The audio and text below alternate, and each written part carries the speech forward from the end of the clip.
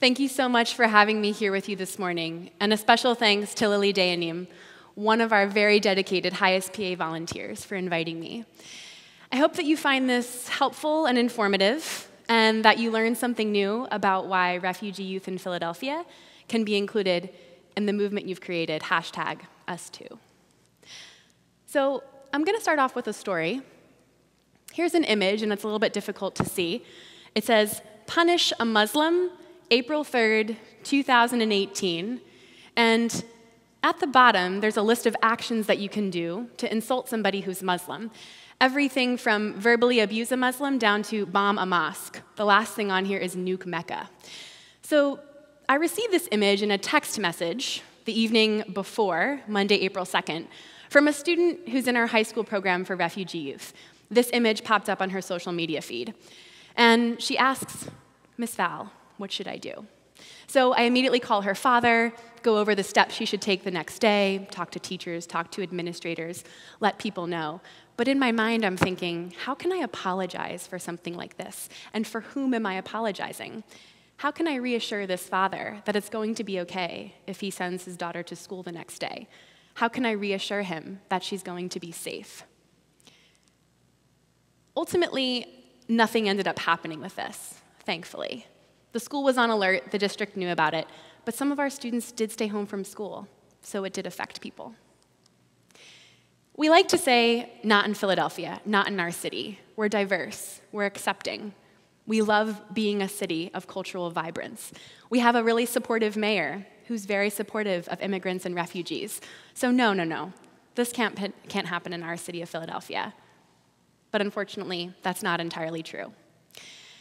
So some of you might wonder how I came into this job. Oftentimes when I tell people I work with refugees, they say, "Wow, that's really cool. How did you get into that?"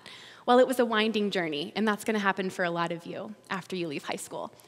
I studied psychology at Franklin and Marshall College, but wasn't really sure what I wanted to do with my degree afterwards. With the encouragement of a professor, I applied for a scholarship in the Fulbright program to teach English as an assistant in Guatemala. I was fortunate enough to receive the scholarship to work for 11 months in the second largest city of Quetzaltenango and meet some incredible students. This experience changed everything for me. On a daily basis, I felt the frustration of not being able to communicate in a language that those around me could understand. I couldn't even ask, "Where's the bathroom?" And if I did manage to ask a question, I couldn't understand the response. So I knew that I was walking in the shoes of many immigrants that live in my hometown of Reading, Pennsylvania, where the percentage of immigrants is incredibly high. And I decided when I returned, along with a street dog named Molly, that I wanted to volunteer as an ESL instructor. So I did that for a year and a half, and it was clearly my passion. I realized that language is not just a tool to communicate, but it's a tool to integrate, to help people heal, to help people learn about the world. Language is so intricately intertwined with who we are as people. It's part of our identity. And when you can reach someone through language, you reach them on a soul-deep level. And that's what I love about what I do. That's why I'm passionate about it.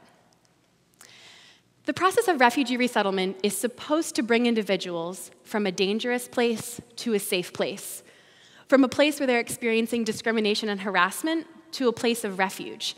And so as resettlement agencies, there are 3 of us in Philadelphia, we're working on a daily basis to do this for our clients, to create a new home for them where they can raise their children without fear. And we're also working to educate individuals in the community about their new neighbors, to encourage them to learn about other cultures, other languages, other backgrounds. It's important to go over a few distinctions. So what makes someone a refugee? Why would someone leave home unwillingly? Most people say that refugees are forced to leave home, and that's true. If they return home, they'll be killed or maybe thrown in prison. The legal definition of a refugee requires that someone be persecuted under one of 5 grounds: race, religion, ethnicity, political opinion, or membership in a social group. It's also important to distinguish between refugees and immigrants, and at Highest Pennsylvania, we work with both. So as I said, refugees are individuals who are being persecuted under one of those 5 grounds and are forced to leave home, whereas immigrants might move to another country for better economic opportunities, better educational opportunities, or maybe to live with family. They have a choice, often, whereas refugees don't. 65 million people. This is a pretty staggering number. And this is actually the number of people in 2015 who were forcibly displaced worldwide. 65.3 million people. Of that 65 million people, only 107,100 refugees were resettled to a third country. So that's an incredibly small percentage of people who were actually resettled to a country far away from the country they were fleeing from.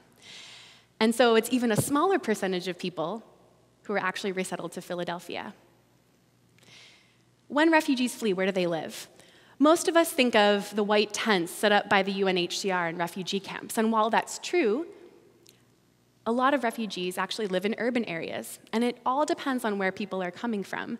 But for example, many of our Syrian families fled to countries like Jordan, Turkey, Egypt, and lived in cities there. Many of the older children put their education on pause so that they could work and help to support their families. So this is just a visual of the journey of a refugee. A lot of the national rhetoric around the vetting process is that it's too simple. It's too easy for people to slip through the cracks. Well, I'm here today to tell you that that's just not the case. When someone leaves home because they're being persecuted, they flee to a neighboring country and apply for refugee status through the UNHCR. And once it's determined they qualify for that status, they begin the process of doing security clearances. So let's take a family, for example, a family from the DRC, the Democratic Republic of the Congo. Let's say it's a family of 5. One of the children, while they're going through the medical exams, tests positive for tuberculosis. And that has to be treated, and that takes time. During that time, those security clearances that everybody already completed expire. And so everybody has to go back and redo them again. This process, all the way down to resettlement in a third country like the United States, takes at least 18 months, but for most people, much longer. Some children are born in refugee camps, and that's all that they know. Where are refugees in Philadelphia actually coming from? And this has changed drastically in the last year and a half with the new administration and all of the changes to the admissions program for refugees in the United States. But historically, we were resettling large amounts of refugees from countries like Afghanistan, Iraq, and Syria, South Sudan, Eritrea and Congo, and in the Far East, Bhutan and Burma. We haven't received a Syrian family in a year and a half. Where do refugees live in Philadelphia? Mostly in the Northeast and in the South. If you travel to either of these places, you'll be able to see the vibrant communities that are growing there. And one of the things that we do is we try to resettle people in community, right? Imagine moving to a country and not knowing anybody, not knowing the language, the customs, the smells. So it's important for people to feel comfortable and be around others who share their cultural background. I want to share some numbers with you, because numbers, while they're not always the end-all be-all, they do matter. Since October, in Philadelphia, we've resettled approximately 103 refugees.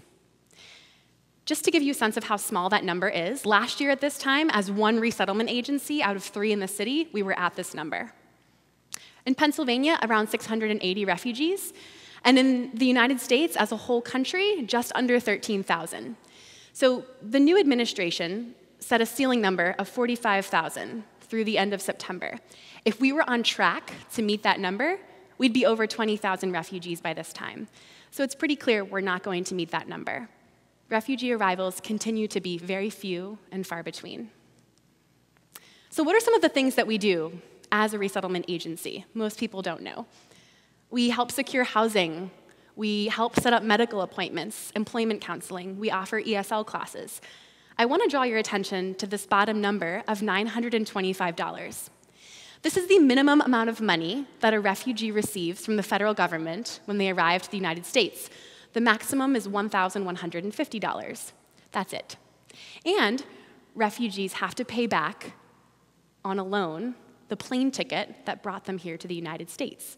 And that starts a few months after they've arrived. So the financial situation is pretty dire for newly arrived refugees, and people are eager to work. They're eager to get on their feet.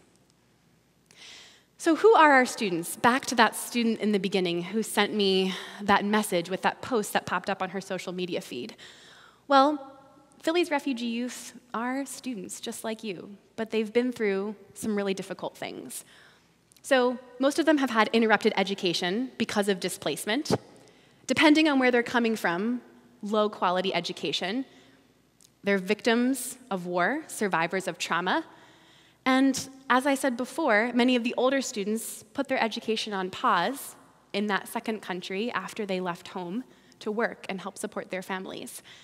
So they've been through a lot. And yet, they're plopped in Philadelphia, and after a month of being here, have their first day of school. This is a shot of Northeast High School, which is one of the high schools in Philadelphia with the largest refugee populations. So I'm going to assume that most people here are not fluent Arabic speakers, so let's take that as an example. You're walking through the hallway, and all you're hearing is Arabic. The signs are in Arabic, and you can't read them because the alphabet is completely different. You can't ask any questions, and if you could ask the question, you probably wouldn't be able to understand the answer. Where's my next class? Where's the bathroom? For most of our students, this is the first time they're in an English-dominant environment. And on top of that, they're in high school and teenagers. So this is Talia. This is the same student who shared that post with me. And she's currently finishing up 11th grade, going into 12th grade. She often talks about the positives of her experiences here in the United States. So she loves the fact that, unlike in South Sudan, she's treated the same as male students are. She's able to do sports she loves to run. She's also able to pursue medicine and learn more so that she can eventually reach her goal of becoming a physician and return home one day to improve the healthcare system in South Sudan. She's going places. But on a daily basis, she's still harassed for her beliefs and her cultural practices. This is an image of her talking at a panel after an event that we had with another student about her hijab. Fellow classmates still ask her, "Do you have hair under there? Do you have ears?" She laughs these off as silly questions, but I really think it bothers her. And she recently shared with me that in her first high school where she was placed in the United States, she was told by the school that she wouldn't be able to wear her hijab because it wasn't part of the school uniform. Well, she fought that, and so did her father, and she continued to wear her hijab. So again, clearly, it's still happening in Philly. So what can you do to help? Self-educate, learn, research things, and then don't keep that information to yourself. Share it with others. Share it with people that you know, close friends, family. They trust you, and they're more likely to engage in the information because of that. Volunteer. Have a hands-on experience with somebody who has a different cultural background than you do. Share with them, learn from them, and support organizations financially. And I know that everybody says this, but as a nonprofit, we rely heavily on government funding, and so that's being reduced. These are all ways to help us move forward as a community. So it seems like a dream job, right? Working with refugees, something that aligns with my personal beliefs and my political views. But it's difficult. There's a risk to professionalizing your passion, as I like to say. In 2015, the average nonprofit turnover rate was between 16 and 19%. So that means people are coming into jobs and leaving them pretty quickly. Direct service jobs like mine, where you're directly working with clients and students on a daily basis, are often the hardest jobs and the lowest paying jobs. So it's important to constantly check that your battery is not running low. Sometimes I have to compartmentalize my passion for working with refugees and for making that impact in my community so that I can have a life outside of work and so that I can balance everything. It's an important thing to remember to care about yourself first, because without doing that, you won't be able to care for others and the work that you do. I wish you all the best. Thank you.